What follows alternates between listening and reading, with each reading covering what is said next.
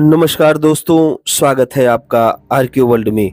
दोस्तों, आज हम लोग चर्चा करेंगे दुर्गा पूजा की और विशेष रूप से बात करेंगे नौ दुर्गाओं की और यह देखेंगे कि जो नौ दुर्गाओं की प्रतिमाएं हैं या जो दुर्गा देवी की मूर्ति है वो कहाँ से कॉपी दिखाई देती है या फिर प्रोग्रेसिव हिस्टोरियंस कहाँ से कॉपी उसको बताने का प्रयास करते हैं। वैज्ञानिक सोच के जो इतिहासकार हैं उनकी मान्यताएं क्या हैं, वो क्या मानते हैं। एक प्रोग्रेसिव हिस्टोरियन डॉक्टर प्रताप चाटसे की चर्चा करेंगे, जिन्होंने शोध करके एक नवीन निष्कर्ष हमारे समक्ष रखा है।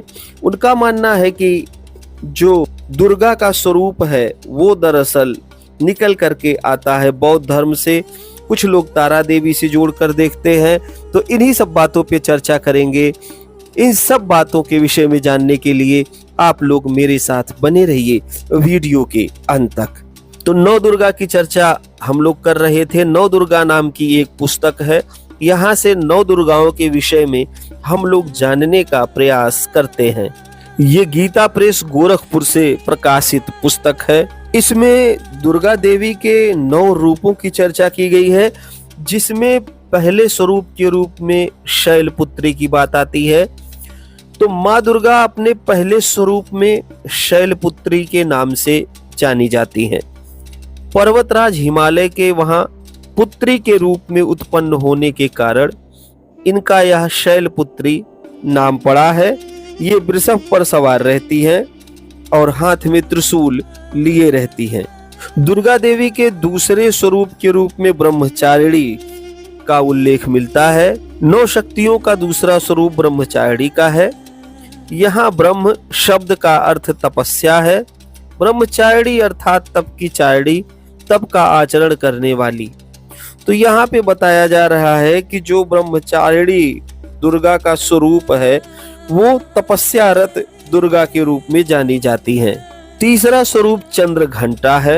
नवरात्रि उपासना में तीसरे दिन इन्हीं के विग्रह का पूजन आराधन किया जाता है। इनका यह स्वरूप परम शांतिदायक और कल्याणकारी है। इनके मस्तक में घंटे के आकार का अर्धचंद्र है।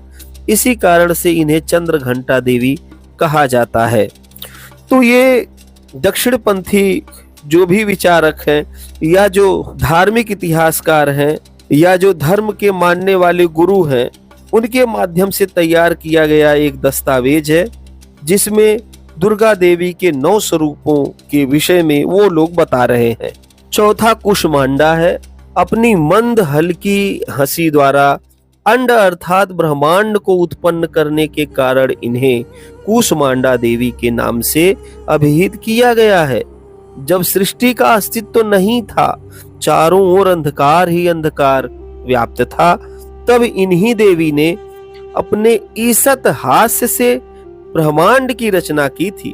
अतः यही सृष्टि की आदि स्वरूपा आदि शक्ति हैं। इनके पूर्व ब्रह्मांड का अस्तित्व ही नहीं था। तो ये जो बातें यहाँ कही जा रही हैं, ये सीधे सीधे कोरी कल्पना है। यदि कुष्मांडा देवी ने मुस्कान से सृष्टि की रचना की, यूनिवर्स की रचना की, तो उसको देख कौन रहा था और फिर लिख कौन रहा था, कहां से यह साक्ष्य प्राप्त हुआ, यह जानकारी कहां से मिली या इस जानकारी का स्रोत क्या है, इसके विषय में इसमें कहीं नहीं दिया गया है। इसका सीधा सा मतलब है कि ये किसी पुजारी द्वारा या किसी कथावाचक द्वारा लिखा गया संदर्भ है। सृष्टि की रचना के विषय में वैज्ञानिक आज तक नहीं बता पाए कि सही सही सृष्टि की उत्पत्ति कैसे हुई है या यूनिवर्स का निर्माण कैसे हुआ है। हम जिस गैलेक्सी में रह रहे हैं, इसके अतिरिक्त कितनी गैलेक्सियां होंगी यह कुछ हमें नहीं ज्ञात है। लेकिन यहाँ पे यह कहा जा रहा है कि एक देवी है कुष्मांडा, उन्होंने मुस्कान से सृष्टि की रचना कर दी। यह कोरी कल्पना है। 5वां रूप स्कंद माता है। स्कंद माता नाम इसलिए दिया गया क्योंकि ये स्कंद की माता कही जाती हैं और 5वें स्वरूप के रूप में इनका पूजन किया जाता है। इनकी उपासना नवरात्रि पूजा के 5वें दिन की जाती है। छठा स्वरूप कात्यायनी है। इनका कात्यायनी नाम पड़ने की कथा इस प्रकार है। कत नामक एक प्रसिद्ध महर्षि थे। ये महर्षि कब थे, किस कालखंड में थे और कहाँ रहते थे, इसके विषय में कोई सूचना नहीं दी गई है। उनके पुत्र ऋषि कात्य हुए। इन्हीं कात्य के गोत्र में विश्व प्रसिद्ध महर्षि कात्यायन उत्पन्न हुए थे। अब कात्यायन का कालखंड क्या है हमको सही नहीं पता, और ये जो कात्य नाम के ऋषि थे इनके विषय में किसी भी पुरातात्विक स्रोत से सूचना नहीं प्राप्त है, ना ही महर्षि कात्यायन के विषय में कोई पुरातात्विक साक्ष्य प्राप्त हुआ है। इन्होंने भगवती पराम्बा की उपासना करते हुए बहुत वर्षों तक बड़ी कठिन तपस्या की थी। उनकी इच्छा थी कि माँ भगवती उनके घर पुत्री के रूप में जन्म ले। माँ भगवती ने उनकी यह प्रार्थना स्वीकार कर ली और इस तरीके से जो है माँ भगवती कात्यायनी के रूप में कात्यायन महर्षि कात्यायन के यहाँ जन्म लेती है और उनका कात्यायनी नाम पड़ जाता है। सातवां स्वरूप काल रात्रि के नाम से जाना जाता है। इनका शरीर घना अंधकार मय है, एकदम काला है, सिर के बाल बिखरे हुए हैं, गले में विद्युत की तरह चमकने वाली माला है। इनके 3 नेत्र हैं। ये तीनों नेत्र ब्रह्मांड के सदृश गोल हैं। अब कौन ब्रह्मांड देखा है कि ब्रह्मांड गोल है कि चौकोर है कि कैसा है, किसी को नहीं पता। लेकिन यहाँ किसी कथावाचक या किसी ऐसे पुजारी या धर्म ग्रंथ लेखक ने लिख दिया है कि ये जो है ब्रह्मांड गोल है। इसके अलावा माता जो है वो विकराल रूप में है, एकदम काली हैं, अंधकार जैसी हैं। ये सब देख कौन रहा था और लिख कहाँ रहा था, सवाल इस बात का है।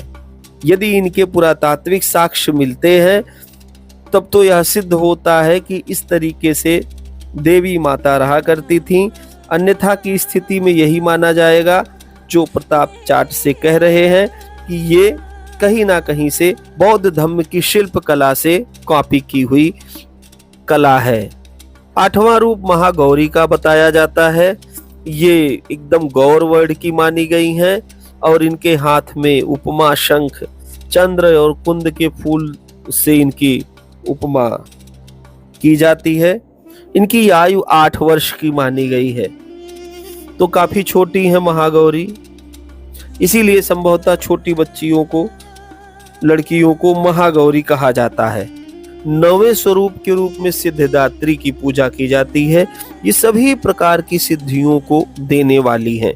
मार्कंडेय पुराण के अनुसार अरिमा, महिमा, गरिमा, लघिमा, प्राप्ति, प्राकाम्य, ईश तत्व और वसिष्ठ, ये 8 सिद्धियां होती हैं।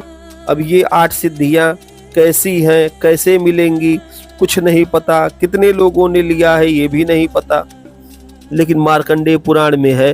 ब्रह्म वैवर्त पुराण में श्री कृष्ण जन्म खंड में यह संख्या 18 बताई गई है। तो लिखने वाले कुछ भी लिखते धीरे धीरे चले जा रहे हैं और अलग अलग देवियों से इनको समीकृत करते जा रहे हैं। इस प्रकार हमने 9 दुर्गा के स्वरूपों की चर्चा की।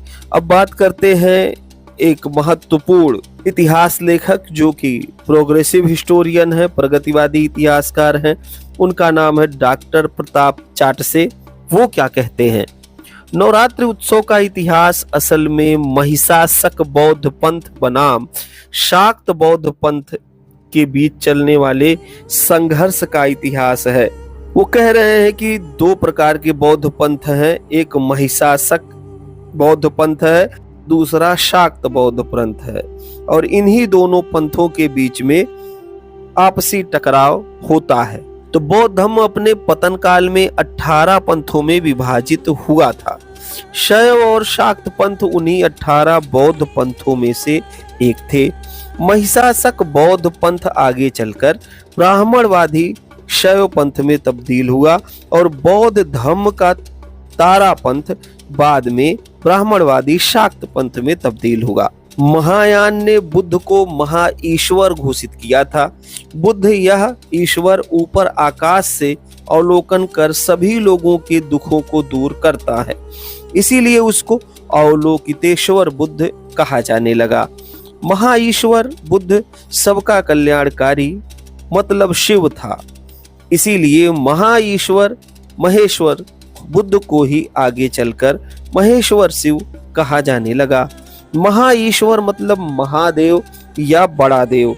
इसलिए आदिवासी लोग आगे चलकर तथागत बुद्ध को महादेव या बड़ा देव, बूढ़ा देव, बोप देव, बडापेन, कुपरलिंगो ऐसे अलग अलग नामों से पूजने लगे। महायानी लोग पुरुष प्रधान होने के कारण उनका महेश्वर बुद्ध अर्थात शिव पुरुष प्रधान परंपरा का प्रतीक बने। इसके विपरीत बौद्ध देवी तारा महिलाओं की प्रतिनिधिक देवी थी। अवलोकितेश्वर की तरह तारा भी लोगों को दुखों से मुक्त करती थी।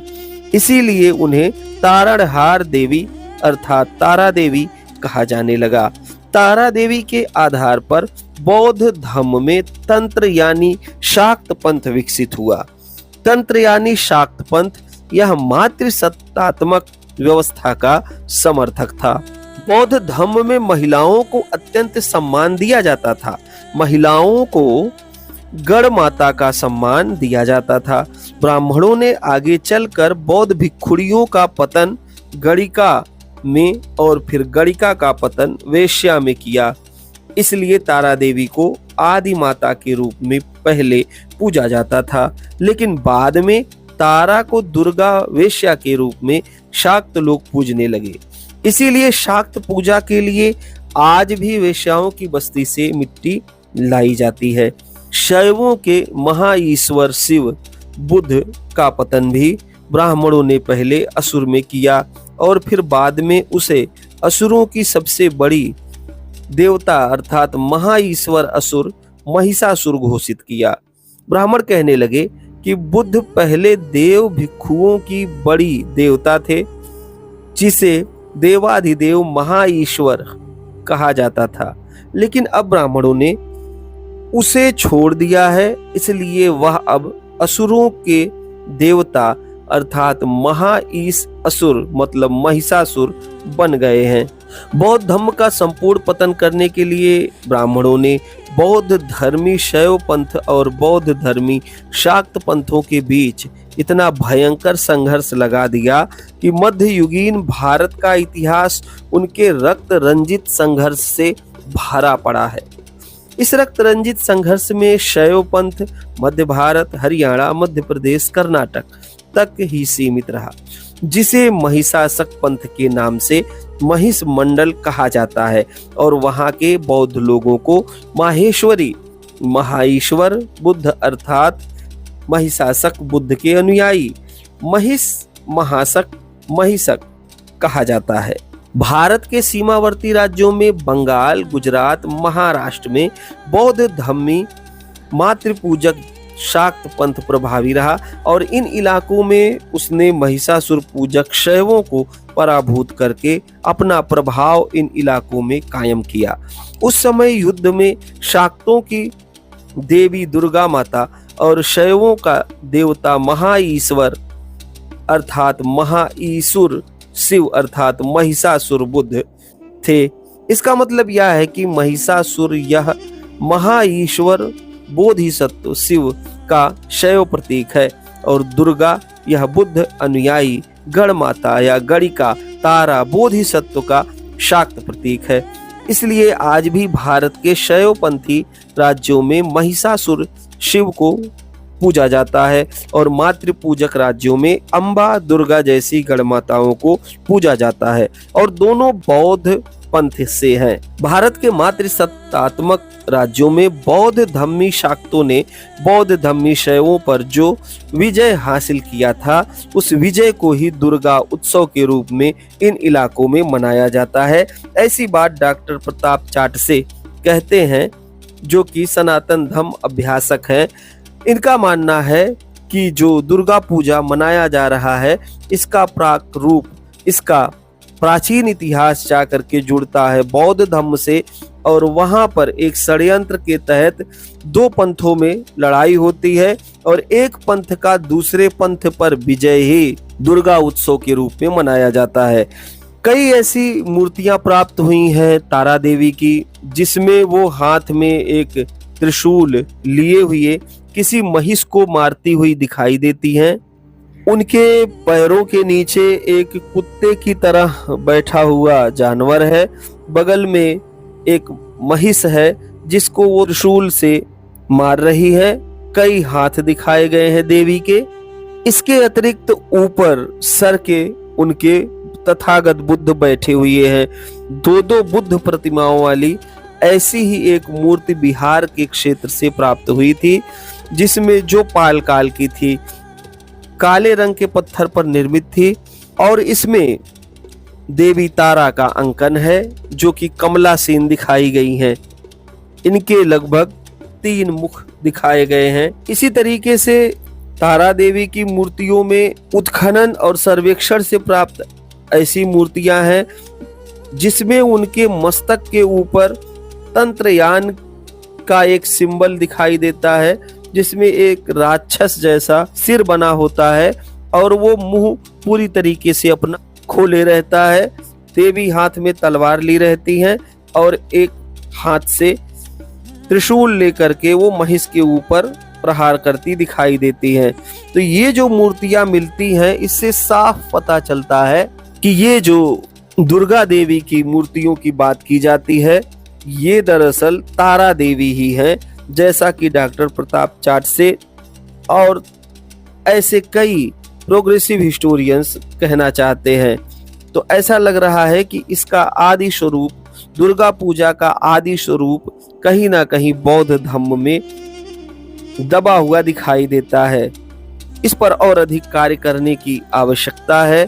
फिलहाल समाज में दुर्गा पूजा धूमधाम से मनाई जाती है।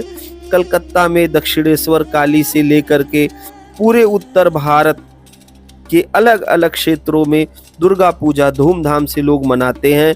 9 दिन मूर्ति को रखा जाता है, उसकी पूजा उपासना की जाती है। इसके बाद विसर्जन करने के पश्चात ही सब लोग स्नान करके वहां से आते हैं और एक प्रकार से त्योहार या पर्व के रूप में इसको मनाया जा रहा है। इसके इतिहास को ढूंढने की और अधिक आवश्यकता है, इस पर और अधिक शोध करने की आवश्यकता है। मेरे द्वारा जो कुछ भी बताया गया वो नव दुर्गा नाम की पुस्तक और डॉक्टर प्रताप चाटसे द्वारा प्रस्तुत किए गए संदर्भों पे था और कुछ ऐसी मूर्तियां मिली हुई हैं जिनमें तारा देवी दुर्गा के रूप में दिखाई दे रही हैं। इसके अतिरिक्त बहुत सी ऐसी मूर्तियां मिलती हैं जिसमें अलग अलग प्रकार से श्रृंगार किया हुआ होता है, लेकिन देखने में वो मूर्तियां बुद्ध मूर्तियों जैसी दिखाई देती हैं।